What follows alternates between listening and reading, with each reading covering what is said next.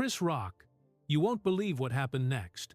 A man who made the world laugh through the toughest truths found himself carrying a weight no joke could fix.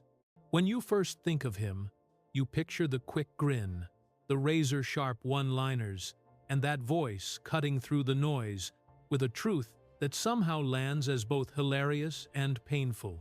But peel back the laugh track and the spotlight, there's a story that's a lot more complicated than punchlines.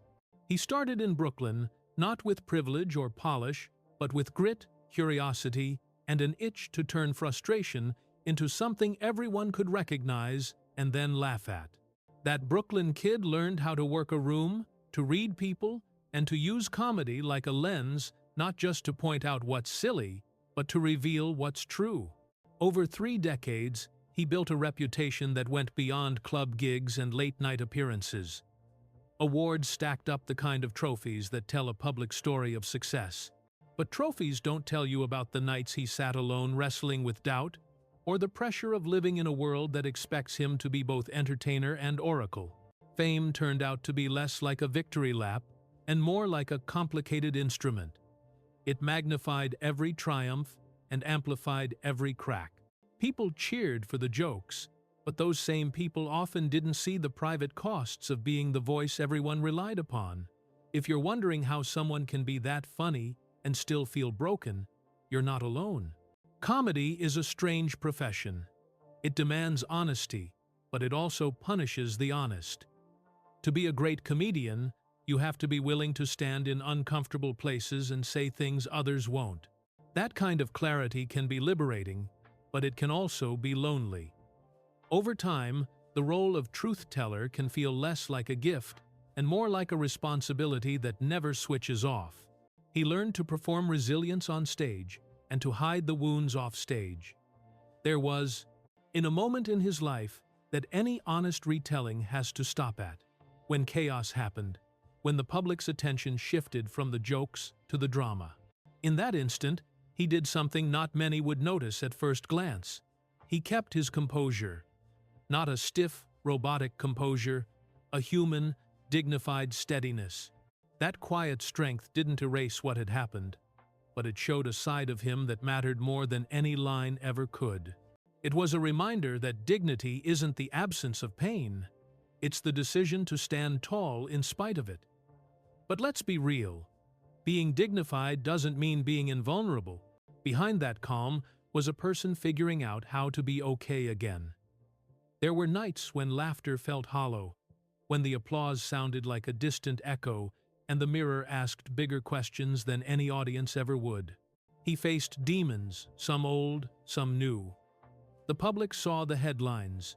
The private reality was a slow, messy work of repair. Therapy, friends, late-night phone calls, jokes that didn't land all of it, became part of the messy process of healing that no award ceremony could capture. And yet, even through the hard parts, he left an undeniable legacy. His comedy wasn't just about getting a laugh. It was about reflecting a shared experience back to a crowd until they could finally see it. That's rare. To make millions laugh and then make them look at themselves, that's an art. People followed him not because he was loudest, but because he was honest in ways others weren't willing to be. He used humor to open doors, to disarm, and, sometimes, to heal. That's the real gift, turning pain into something useful for everyone. So, what does this all mean? It's easy to reduce a life to a single headline, a single viral clip, or a single moment of scandal. But lives, especially complicated ones lived in public, don't conform to neat summaries. They're messy, full of contradictions, and stubbornly human. The dramatic episodes grabbed the world's attention, yes, but they were only chapter markers. The whole book is much richer. Childhood in Brooklyn, a climb through the comedy circuit, the grit of working countless late-night rooms, the breakthrough moments, the awards, the mistakes, the growth. All of it stitched together to make someone capable of both making us laugh and making us think. Now ask yourself, how do we treat people who live their struggles out in public? Do we lean into the drama, tweet the hot take, and move on? Or do we look longer, listen closer, and try to see the full person behind the spectacle? That's the uncomfortable question this story forces us to face. Because if we only ever focus on the spectacle, we miss the real teaching that resilience looks different on different days, and that recovery is rarely a straight line. Here's the thing that matters most. The comedian you thought you knew helped build a language for a lot of us. He gave shape to frustrations, named awkward truths, and made it safe for people to laugh at their own contradictions. That's a rare kind of bravery, not the chest-thumping bravado some confuse with courage, but the quieter kind, the courage to keep showing up, to keep refining the craft, and to keep accepting that being human means being imperfect. Because here's the truth, Chris Rock's story isn't just about fame or pain, it's about transformation. Every setback, every awkward silence, every public moment of humiliation turned into fuel for reflection. Instead of hiding from the world, he used those scars to sharpen his perspective, to grow louder in purpose, but softer in ego. That's what separates legends from performers, the ability to turn chaos into clarity. He didn't just survive the storm, he studied it, learned its rhythm, and came out with a new kind of strength. That's something no award, no headline, no viral moment can ever measure. So, what should you take away from all this? First, applause doesn't solve everything. Second, people who make us laugh sometimes need our patience more than our judgment. And third, maybe the hardest one.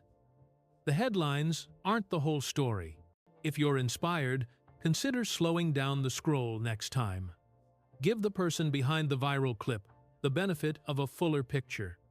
To wrap this up, this is a story about resilience. It's about how a public life can be both an incredible platform and an immense pressure cooker. It's a reminder that humor can heal, but healing takes work. And it's an invitation to notice, to listen, and to remember that people are always more than the moments they're forced into. If this moved you, hit like and subscribe for more deep dives that look beneath the surface. Drop a comment. What part of this surprised you most?